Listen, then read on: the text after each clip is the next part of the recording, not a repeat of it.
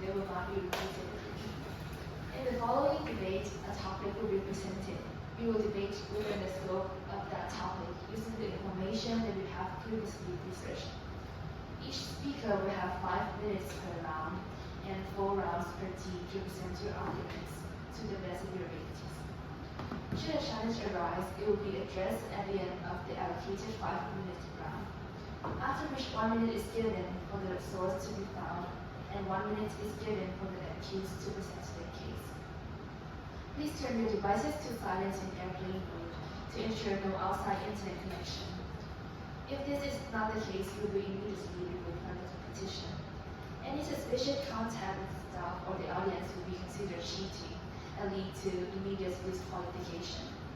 Any violations of the previously dictated rules will lead to immediate disqualification. We wish you the best of luck in the following debate. And well, now it's time for the debate. And who is the leader of the proposition side? Please raise your hand. Okay. So, you can take the mic.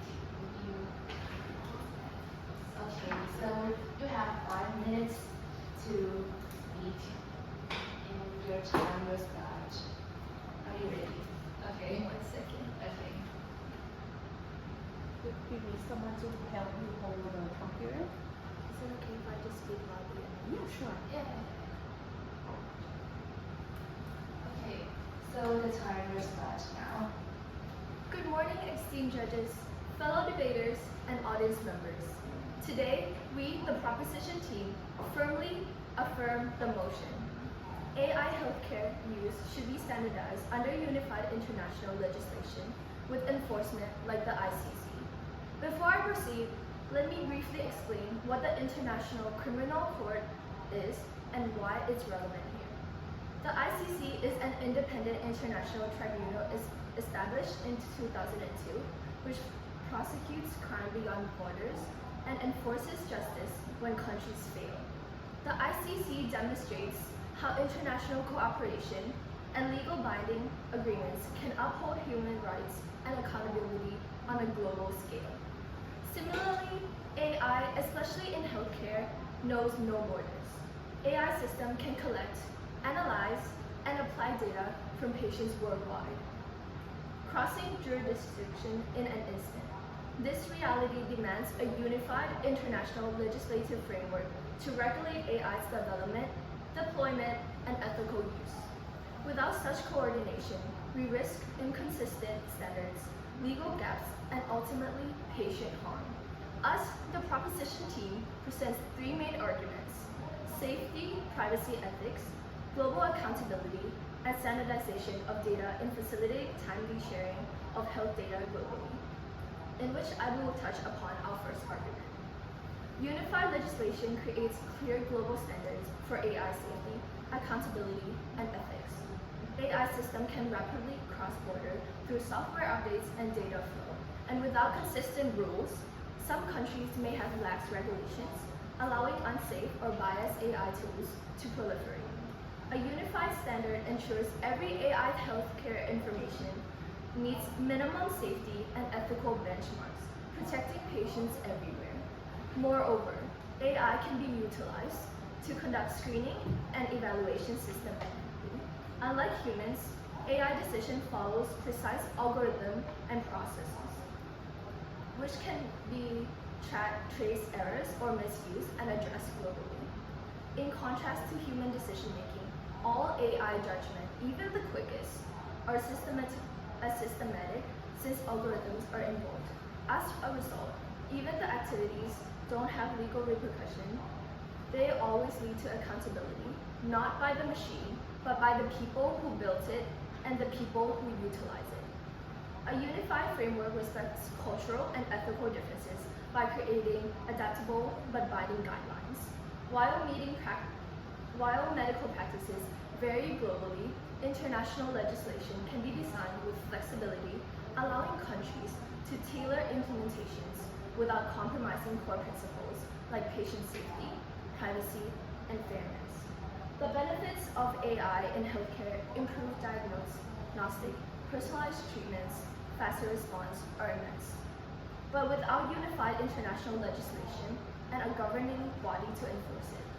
These benefits risk being overshadowed by privacy violations, bias, unsafe technology, and fractured global standards. Just as the ICC protects human rights through global legal enforcement, so we must create an international body that ensures AI technology in healthcare upholds safety, ethics, equity, and accountability worldwide.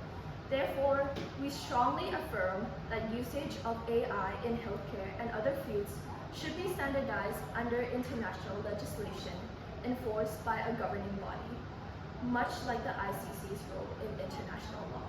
Thank you. Thank you so much. Next, we will let the leader of the opposition side.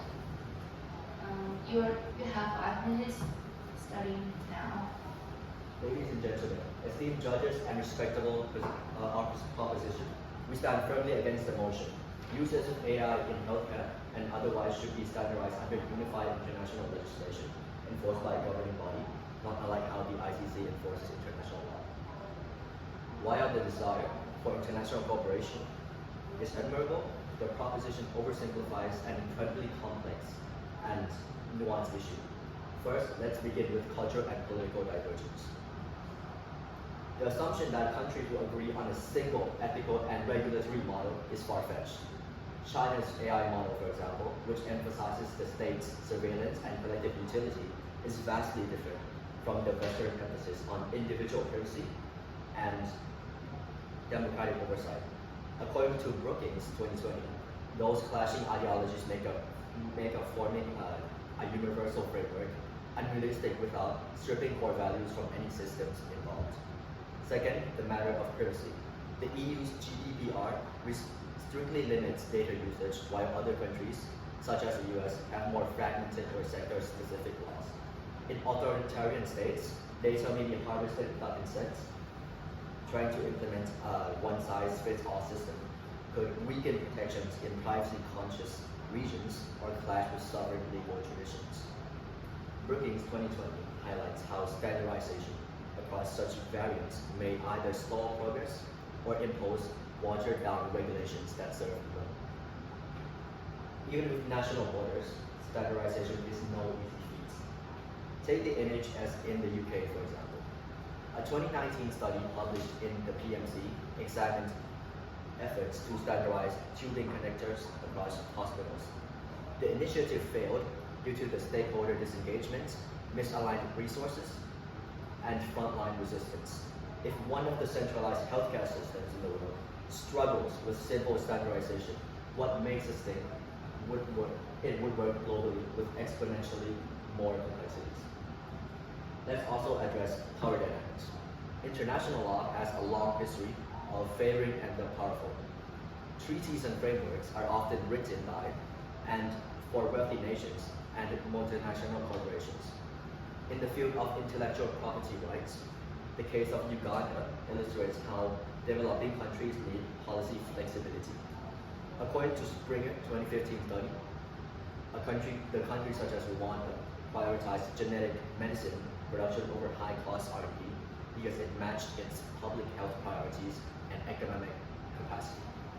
Imposing rigid global AI standards would undermine such domestic adaptations. Scientific research reflects similar inequality. According to Taylor and Francis 2020, collaboration across borders is hindered by funding disparities and institutional exclusion. Researchers from the global south often lack representation in standard-setting bodies and face limited access to international networks. Institutions in India, Turkey, and Taiwan reported being ignored by Western-led projects. Global standardization without equity mechanisms would merely entrench this imbalance. Then comes the issue of time. Technology evolves rapidly. Creating an international legal regime, even a flexible one, would take years, if not decades. Meanwhile, countries urgently need to address the AI tools entering the healthcare markets. Delays in regulation due to diplomatic wrangling could allow unsafe or biased AI systems to become embedded, especially in resource-rich nations. In conclusion, while global cooperation and discussions are essential, enforced international standardization is unworkable and potentially harmful. It ignores political realities, jeopardizes cultural values, delays urgently needed action, and may consolidate power among the privileged. A better approach lies in involuntary frameworks, bilateral cooperation, and region-specific governance tailored to local needs and capacities.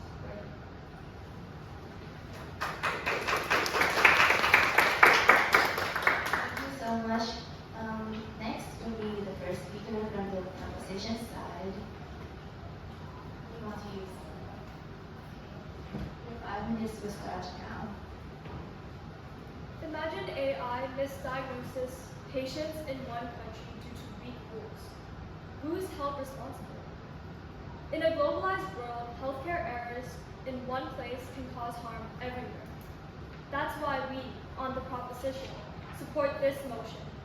AI in healthcare and beyond should be standardized under unified international legislation, like how the ICC enforces international law. Without global rules, AI spreads faster than any safety checks. Some countries lack strong laws, putting patients at risk. A unified law ensures all AI systems meet the same fair standards worldwide. We already have global laws for crime and aviation. Why not for AI in medicine, which directly affects lives? Right now, AI rules are all over the place. Some countries have strict laws, others barely have any. That creates loopholes, where companies can move operations to wherever rules are the weakest. It's unsafe and unfair. A unified international AI law would fix this by making sure everyone follows the same safety and ethics standards. If an AI system causes harm, a global regulator can step in and hold the creators accountable, no matter where they are based. The World Health Organization already supports this idea. They helped launch the Global Initiative for AI for Health to create common standards worldwide. Experts also say global partnerships can help ensure AI is used responsibly and fairly across borders. Right now, AI rules vary widely. Some countries have strong protections, others almost have none, putting patients at risk from untested tools or weak privacy laws. A global AI law would set a basic standard for safety and fairness for everyone, no matter where they live. The World Health Organization's AI ethics guidance, backed by 193 countries, show that the world agrees AI must respect human rights and equity. This isn't just about protecting patients, it's also about giving developing countries a real voice. The World Health Organization's Global Initiative on AI for Health says low and middle income countries must help shape the rules because ignoring them leads to unfair systems. With global standards, richer countries can't force unsafe AI into poor rules. And no one gets left behind with outdated tech. Everyone shares the benefits and protections. Fairness means AI tools should be just as trustworthy in a rural clinic in Kenya as it is in a hospital in France. That's what a global rulebook can achieve. AI crosses borders just like diseases and data, but right now there is no global system to manage it. If an AI tool trained on international data causes harm in one country, who will take responsibility? The aim isn't to control every algorithm, but it's to make sure that every nation follows the same basic principles. The World Health Organization and United Nations are already working on aligning AI rules to support this kind of cooperation. With common rules, sharing data and AI tools become easier, especially during health crises. Imagine every country could instantly use safe, approved AI tools during a pandemic. That level of coordination could save thousands of lives. Without joined-up governance, we risk chaos, confusing rules, slower responses, and patients exposed to harm. A global framework makes AI safer, smarter, and more consistent worldwide. To conclude, a unified international law isn't about control, it's about protection.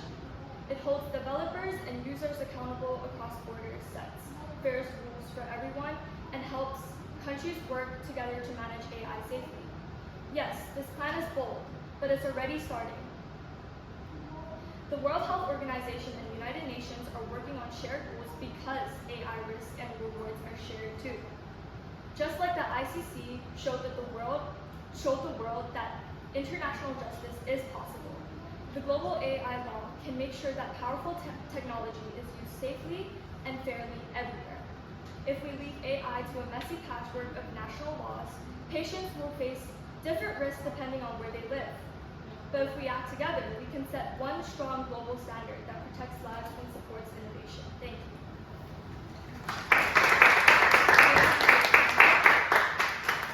Next, the first speaker from the conversation team.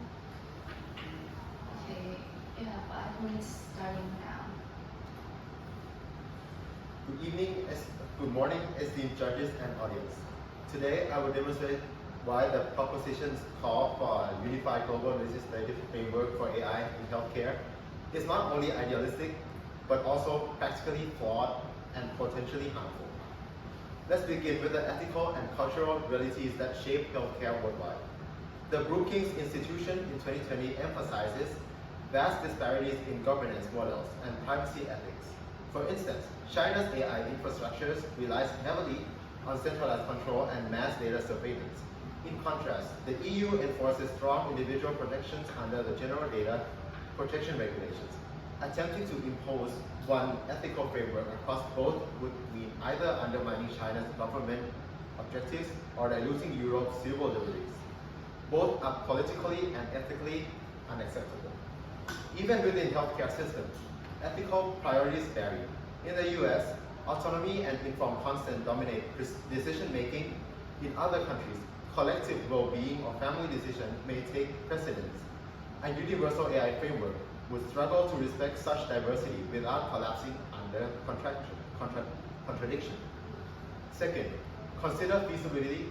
In UK's 2019 NHS tubing standardization attempt, as mentioned by Turk, offers a cautionary tale.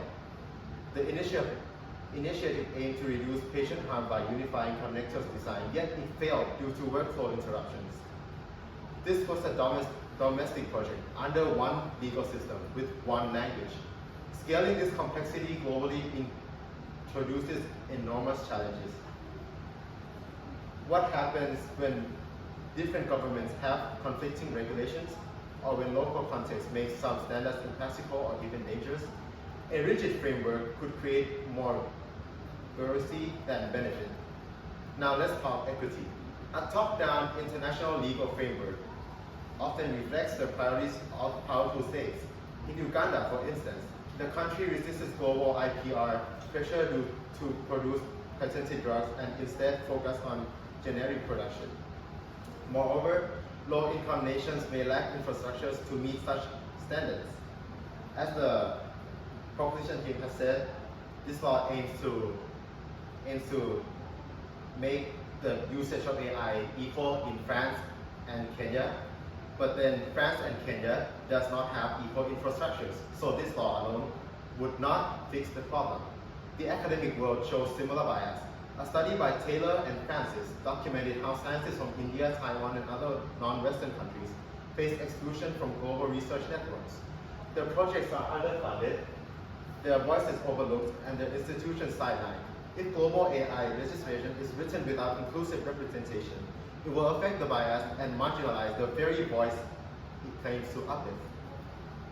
Time is also a critical factor. We cannot afford to wait years for international consensus.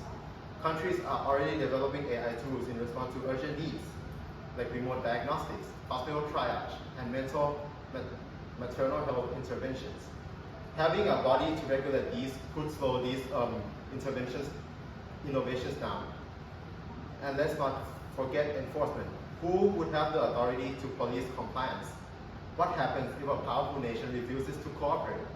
Unlike the ICC, which deals with criminal matters and often struggles with enforcement itself, an AI law body would have to navigate commercial interests, state sovereignty, and technological secrecy.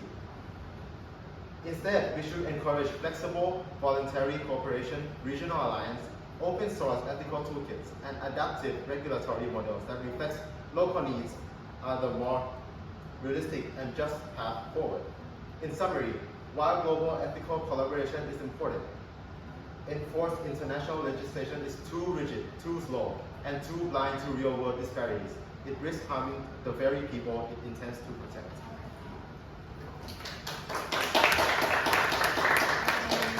Next, we will continue to the proposition side. The second speaker.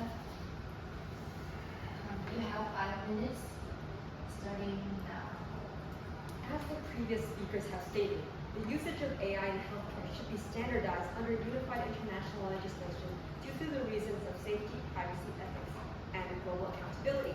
But in addition to this, I affirm that AI should be standardized because it facilitates collaboration of global medical research between different nations, therefore leading to a wider range of scientific discoveries, improved disease surveillance, and also coordinated public health responses.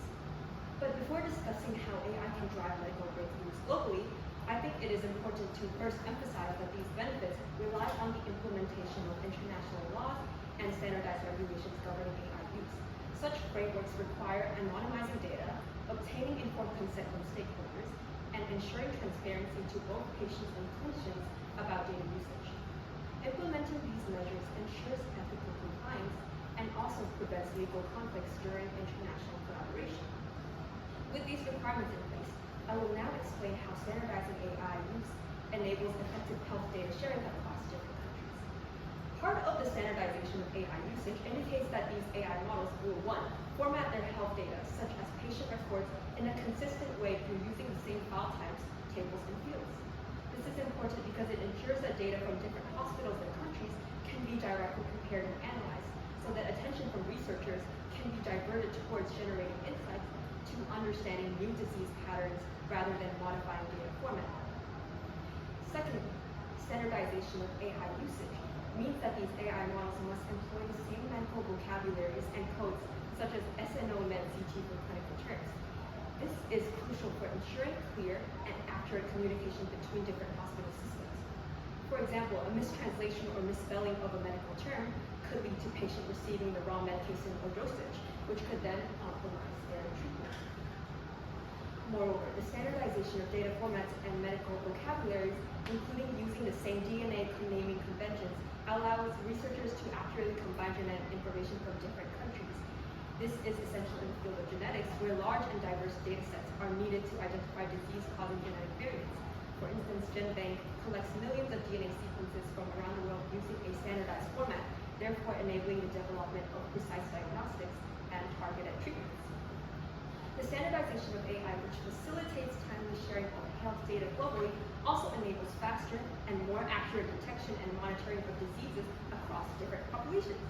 With AI models compiling health data in real time through standardized categories, such as patient reports, laboratory results, and data for mobile health applications, public health authorities can easily identify patterns in the data and predict the possibilities of outbreaks occurring at an early stage to enable timely and informed decision-making in appropriate interventions.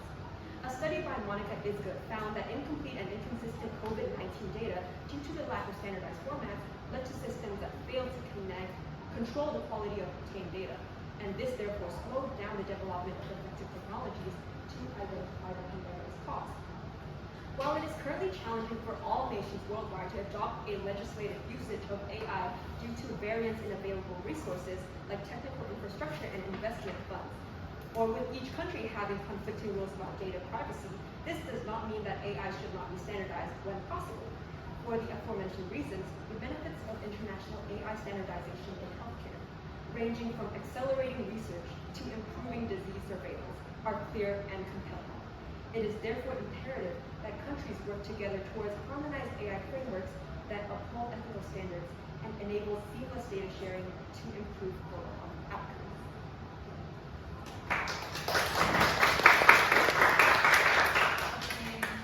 So we will now continue to the second speaker of the opposition team. Okay, you have 5 minutes starting now. Good morning, honorable judges, fellow peers, and audience. First of all, I would like to ask the proposition team about AI standardization. Will standardization lead to clashing national laws, leading to wastage in government funding? And according to Britain 2020, they note that such conduct delays real progress and undermines public trust. Now back to my point. Today I will explore how enforced global standardization of AI in healthcare not only fails to protect the vulnerable, but may also worsen inequality, suppress innovation, and weaken global accountability. So first, let's begin with power and politics. While the idea of unified legal framework sounds fair, in practice, global legislation is rarely flexible. The Brookings Institution warns that countries like China, the US, and the EU member states differ so drastically in regulatory approaches that any compromise will either be toothless or skewed towards government powers. Who sets the standards? Historically, international laws has often been shaped by leading institutions and wealthier countries, where these actors drive global AI policy. It risks marginalizing the priorities of low-income nations. For instance, Uganda's need to adapt to intellectual property laws to meet public health demand was met with resistance from global pharmaceutical power. AI regulation would likely follow the same path. Do you agree? Next, let's consider practical implementations. The UK's attempt to standardize hospital GP label failed, not due to bad intentions, but because it lacks of stakeholder engagement, local feasibility, and system-wide coordination. That was one country. Now, let's imagine enforcing global AI rules across nations with varied languages, systems, budgets, and political priorities. What would happen? In such a model, poorer countries would be forced to adopt technologies that they don't suit their needs or exceed certain capabilities. Meanwhile, wealthier nations and corporations dictate sectors, extricating a global tech divide. Instead of empowering the vulnerable, we risk making them dependent. Next, we also need to examine the research landscape. According to Taylor and Francis, global self-researchers are underrepresented in international collaborations. As scientists from India report that funding agencies often overlook institutions outside urban hubs. If these voices aren't presented with AI laws are drafted, their health passion won't be equal. Delay is another serious concern. Drafting, negotiating, and ratifying a global treaty takes time.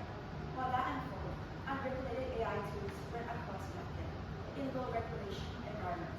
Harmful systems could become entrenched before global standards even materialize.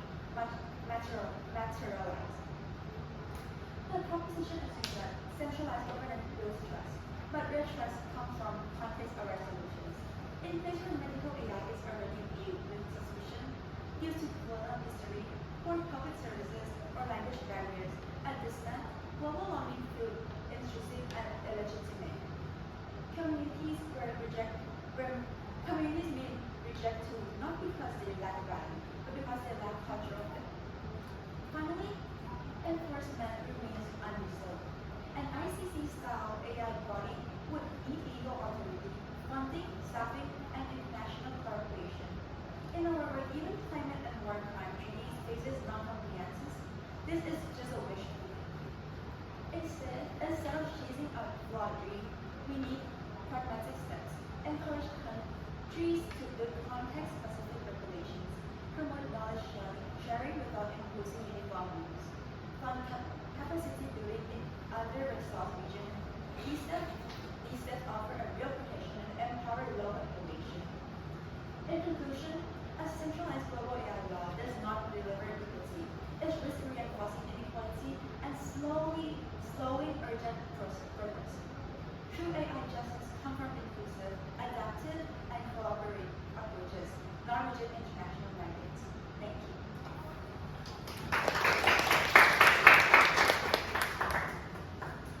Thank you. Now the leader from the proposition team will have 5 minutes to conclude all the points. You have 5 minutes. We'll start now. We conclude in favor of the motion. We clearly outline why we must move towards a unified international enforced framework for AI in healthcare and other fields. In a world increasingly dependent on AI, the stakes are simply too high to leave each nation to regulate such powerful tools in isolation. AI is used in diagnosing disease, prescribing treatments, and handling sensitive health data. And without standardized testing and ethical benchmarks, errors and bias in algorithms can lead to harm. Just like medications go through FDA trials, AI needs international approval pathways to avoid harm and ensure quality across borders. AI doesn't recognize borders. A system trained in one country might be deployed in another. That is why privacy, data security, and ethical concerns must be addressed globally. Imagine a cancer diagnosis system developed in the US, deployed in Thailand, trained in European data. Who is responsible if it fails? Without international law, patients fail through legal cracks. International standards ensure inclusivity, accessibility, and human rights, regardless of whether the AI operates in Sweden or Sri Lanka. We don't ban cars because they cause incidents. We build roads, require license, and enforce safety regulations. Unified framework doesn't solve progress. They accelerate safe deployment. The opposition has warned us about the risk of one-size-fits-all policy, but our framework is not about forcing uniform solutions. It's about setting minimum standards. Just as the ICC enforces justice without overriding national law, a global AI governance body would coordinate, not dominate. And to address the one global system doesn't mean that it's a one language. We use AI as a tool, as an assistant. No doubt that every country has a different policy, but without AI, we can combine all of the best concepts and initiatives from different countries to form the most effective healthcare system in the world. With proper safeguarding, ethical AI cannot only match but exceed human system in fairness, efficiency, and accessibility. And to address the governing funding wastage, we ask you, do we keep patching a broken, unequal system with short-term fixes, or do we invest in transformation that can serve everyone better in the long run? Beyond efficiency and scalability, digitalization offers something deeper. It empowers independency. It prepares us for the next crisis, not just today's problem. That is the future that we choose. The standardization of AI in healthcare under unified legislation is essential for unlocking its full potential in advancing global medical research, which not only enhances disease surveillances, but also coordinates public health responses. Despite the challenges posed by disparities in resources and different national regulations, the benefit of standardized AI framework is fostering improved research collaboration, timely disease detection, and equitable healthcare and undeniable. It is therefore essential for nations to collaborate in developing and implementing international AI standards that promotes transparency, ethical compliance, and seamless cooperation to improve health outcomes worldwide. Yes, AI is systemic and traceable, but without law, there is no one to hold accountable. Let's not wait for tragedy to act. Let's not let bias, malfunction, or unethical deployment to harm the very people AI is meant to serve. Vote for this motion and vote for a world where AI serves us all, safely, fairly, and transparently. Thank you. Thank you so much. And next, we will continue to the opposition team. Okay. You can conclude all your points in these 5 minutes, starting now. So, as the second opposition speaker has said, she has plentifully stated the benefits of AI in data sharing. However, this fails to directly correlate to the statement, which does not detail the implementation of standardization laws. To specify, yes, if successfully implemented, data can be managed with efficiency. But international cooperation, achieved by the ICC, for example, took decades. what makes you think that we could do the same for AI, which is more widespread than international criminals? The international police units can track down a criminal, yes, but can they do the same to AI, which is hidden in the internet and is among the largest network in the world? And as the leader said, setting minimum standards is not the same as the one-fit-all policy. To this, we agree. We disagree. Setting minimum standards is not the same as the one-fit-all policy. But is the same as the one-fit-all policy, which focuses on the same regulatory effects on all countries, although not by using the same methods. Now, let me propose you this.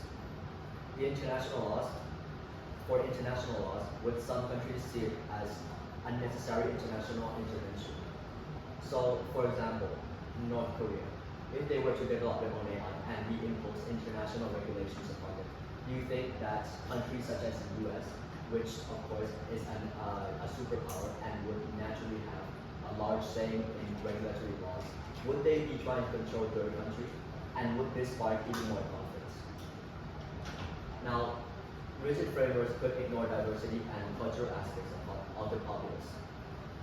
As for time, international consensus takes too long of a time to develop, and international law will delay progress in technological advancements. These laws would certainly be a top-down approach from powerful countries. Would this be tailored towards less developed countries and not take advantage of them? And furthermore, enforcement of a unified law is flawed. We have been debating about implementing this law to an international level. What organization would be accountable for all the problems that is caused by the implementation of this law? WHO or the UN? What can they do to take responsibility for these cases? Furthermore, for each AI, there is numerous teams of developers and makers of these AI. How do you think that you can take accountable of these individuals when they are all over the world and they're not individuals, they're a team? Furthermore, to what extent does the proposition team think that setting the minimum standard will work? How much can you agree that this will not lead to wastage of opportunity and cost, and where the funding can be spent on saving hundreds of more lives? To the proposition's patching design, investing in international AI law would make this old gap grow larger and new gaps underlooked. Until this law is possible, this would be a lose-lose situation for all of us. Let me ask the proposition team one last question. What could be an example of these laws? For standardization, you of course had not talked about implementation of these laws. So for AI, it is a fickle thing, right? It exists in the internet and it can be used by many people. And so, how do you think that we could implement these laws onto numerous individuals, which can be used in many other ways? For aviation, as the first speaker has stated, AI has been used in aviation, but only as autopilot. For autopilots, there has been numerous regulations on the FIA. So, yes, these laws have been regulated over decades, but it's an issue of time again. So how do you think that you could do the same as the past within decades that people have worked tirelessly for, and do the same for AI, which within 4 years has already spread over the world, such as ChatGPT and DeepSeek, everybody's using it. And yeah, what could be an example of these laws exactly? You have not specified this. And so the opposition team would like to conclude this.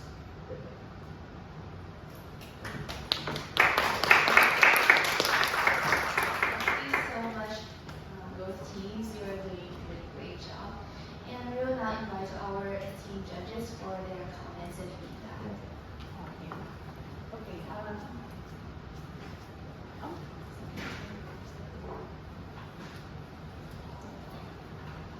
Can I have a name for the leader? Nickname. Only? Okay. And the first? Jack. Right. Jan. Okay. And Grace. Okay. And leader?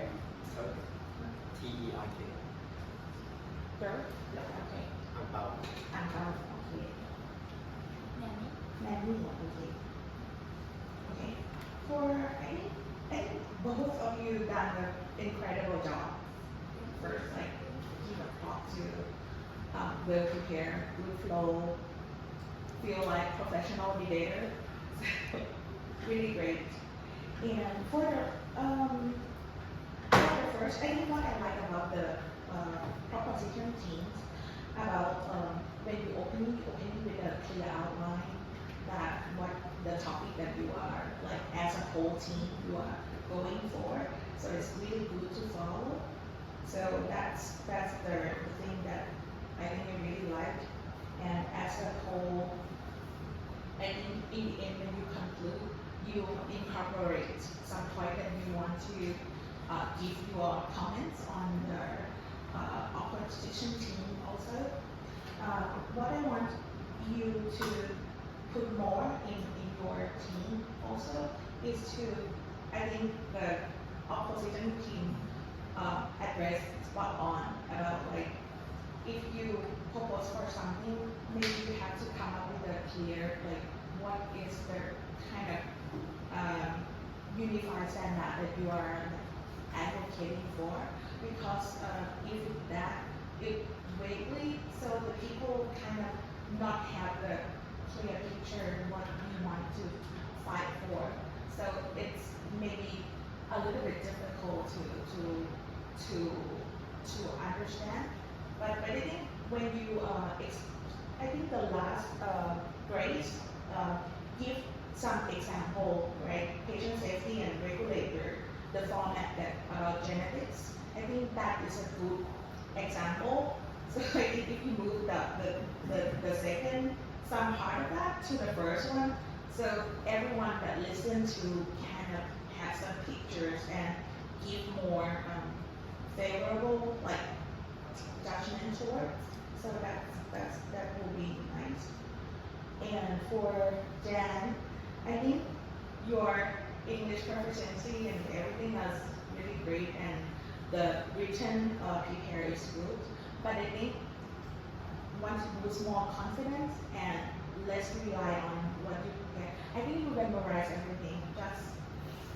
Just that, and the flow is nice. So that. And for the opposition team, what I really like the highlights is the quality of the review research that you back up with your arguments, which lay out really good. But I think it's have some problem about redundant a little bit between the first and the later. The leader open good, but there's too much packed into one opening. I think you need to slim down a little bit, slower pace, let the audience can follow you, because your teammates are doing great also. I like what your give example about everything's feasibility and cultural diversity as a whole. And one thing that I think I feel that maybe it's not the argument about like waiting about aviation law that and also ICC that took 10 years or something. It's I think it's a bit far-fetched a little bit, because the proposition team doesn't want just within 4 years or something, but I understand where you're coming from. For example, what happens that the worst case that the proposition team fear the most is about, I think that give the favor, I think it's really good, strong points that the opposition team raised is about like the top-down approach and the company or the organization that are really elite to draw written the law. That's happened in many industries. For example, beer industry in Thailand. The problems that right in the past, local brewer of alcohol in Thailand cannot register their alcohol because the major two brewer in Thailand impose very high standard that only manufacturer can do in the large scale industry. So that we have to be careful when it's come to regulate relate to business related to avoid to fall into that kind of favor big company and kind of like doesn't give a shot to the local new startups and also that delay the technology as well because it took Thailand maybe 10 or 20 years to remove that standard, that law. But I think it's kind of balance between the two. That I think one wonderful is like, oh, but if you not control anything, like Grace give example about the standard of the genetics. So there's no pattern of collecting the data. So the data that each company collect will be raised as well. So I think that's the point of the balancing between the two.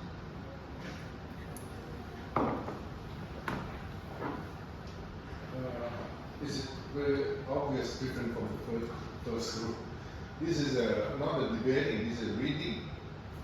You bring the notebook and you read, not debating. I think I build a robot, I build an AI. This is like I'm watching my robot working, not a human.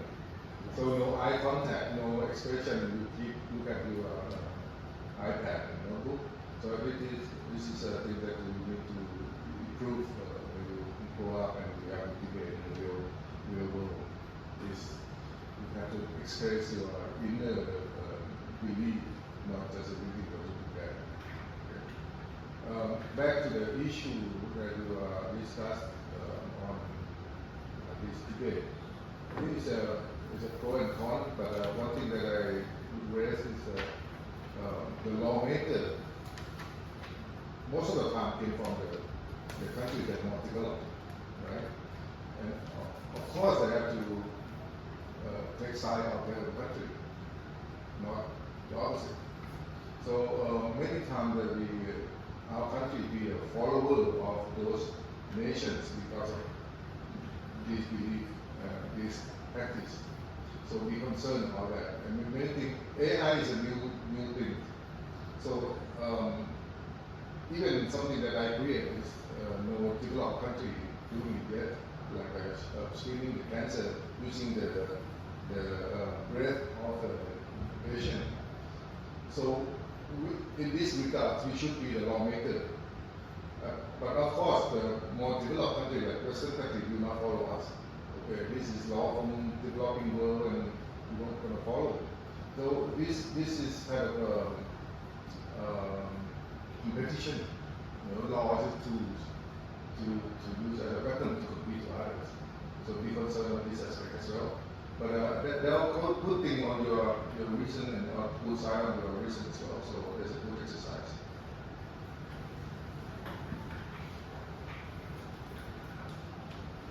Thanks to our judges for the comments and feedback. And now the debate has ended now. And you all are doing a great job.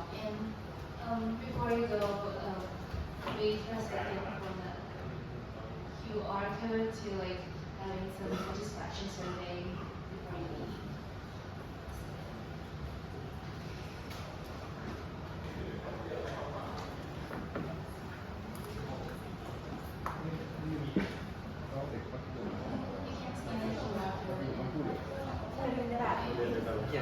Không em đâu. แล้วซ้อมกันมาปะ